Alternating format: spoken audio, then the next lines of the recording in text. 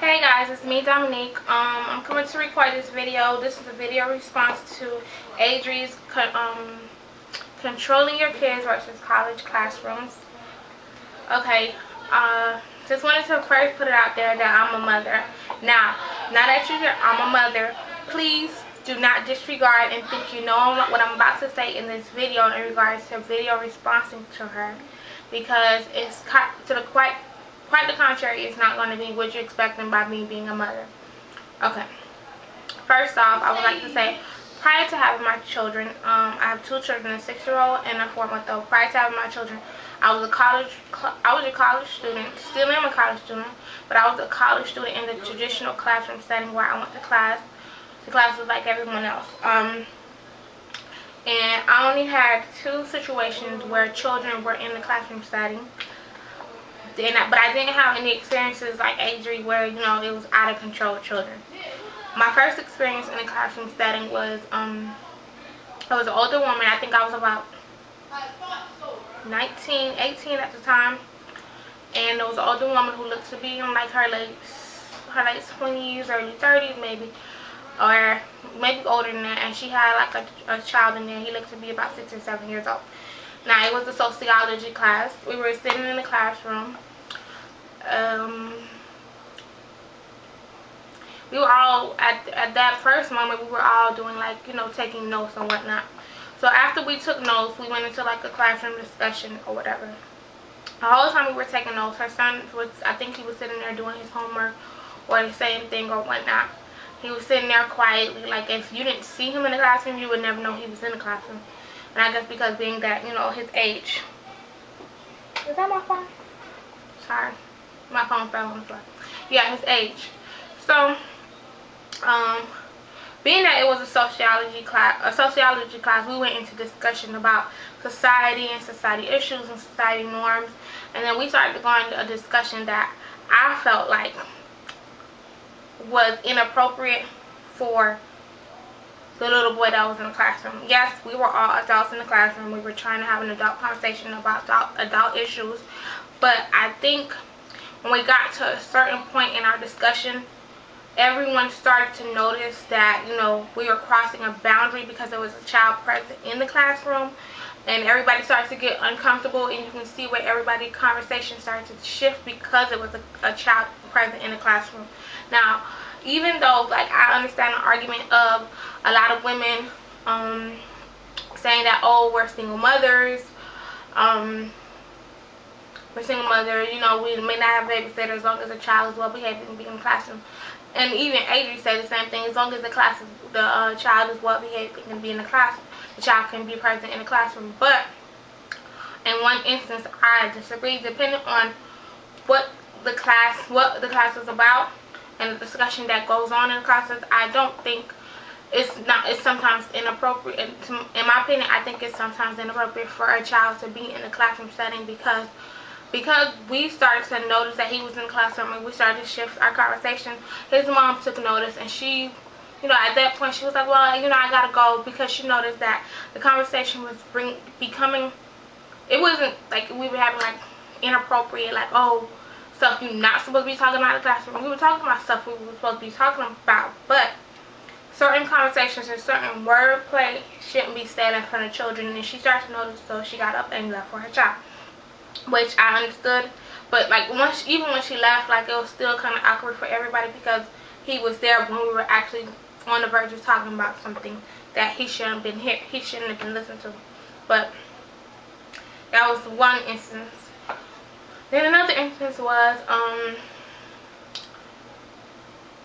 it was an English class, and the girl had her baby, like probably the same couple of months old as my youngest right now, about 4 months. She had him in the classroom, or her, and we were in the middle of taking a quiz. The baby started to cry. Once the baby started to cry, she just got up and she left. So it wasn't like, it was a big disturbance for us. But I know it kind of like probably messed her up because she probably had to stop taking her quiz to go ahead and get the baby out the classroom, so it went to disturb everyone else. Now, this is what I'm going to say in the whole classroom and children. Being that I am a mother, I and I'm a college student, and I am a college student. I chose to take the non-traditional route, which is kind of becoming more of the norm anyway these days, and go to school and take a couple of classes online. Because number one, it's not the easiest. Even though I'm not a single mother. I have a husband. I have family members. I have cousins. I have my mom. I have my best friends. I have people who can babysit my children if need be for me to go to class. Even though I have that support system, I know that support system won't be there every single time.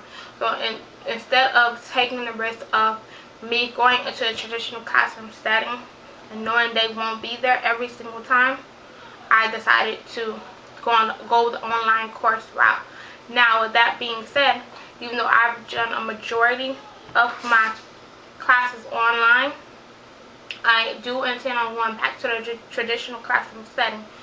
Even though I intend on going back to the traditional classroom setting, I will not, without a shadow of a doubt, take my children into the classroom. Reason one being the the situation I presented before, because my two children are two total opposites. My son is very well behaved, very quiet when need be. As a matter of fact, he's better outside of the home than he is in the home, because I guess because we drilled it into his head so much that, be on your best behavior wherever you're at, whatever. So, and then when he's home, we give him a little bit more freedom to be who he really wants to be.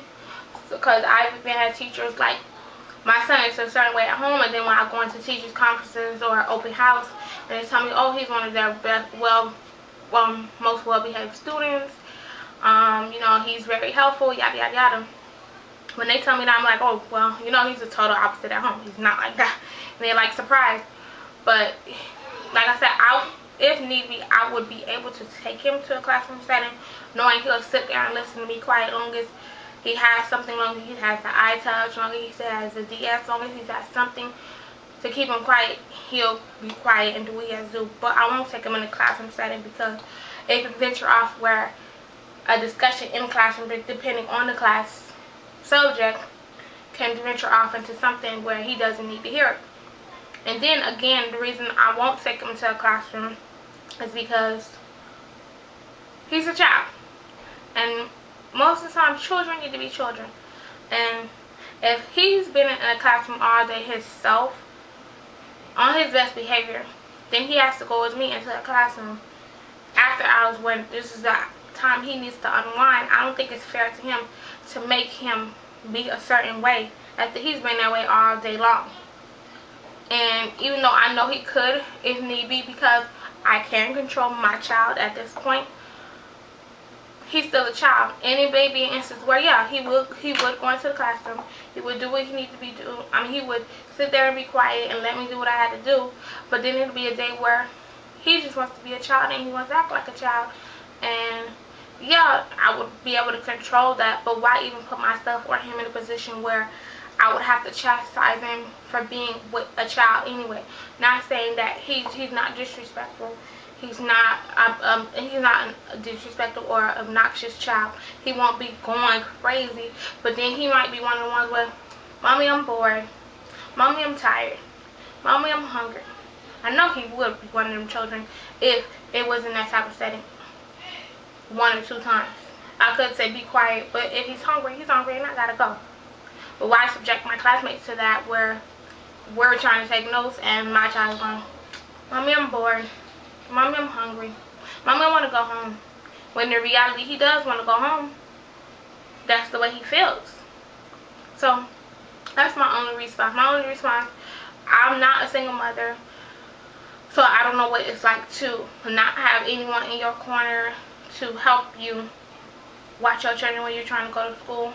But I know that when you have children, you have to make certain sacrifices and you have to make different choices. I'm not saying that you have to sacrifice school, but you need to work out a solution that's cohesive to you, your children, and the other people who are outside of your unit, outside of your circle. You need to be considerate to other people, because not everyone has children. Not everyone decides to even have children at all. So not everyone should be in a position where they have to help you control yours or deal with yours when they didn't sign up to Double Doors, if you get what I'm trying to say. But yeah, that's basically it. That's basically what I'm trying to say. That's my video response to Adri. I'm going to leave this video as a video response on her video, so you guys can see the original video that sparked this response. And all my links for everything, my Twitter, my Instagram, my email, everything will be below. And until next time, I'm out.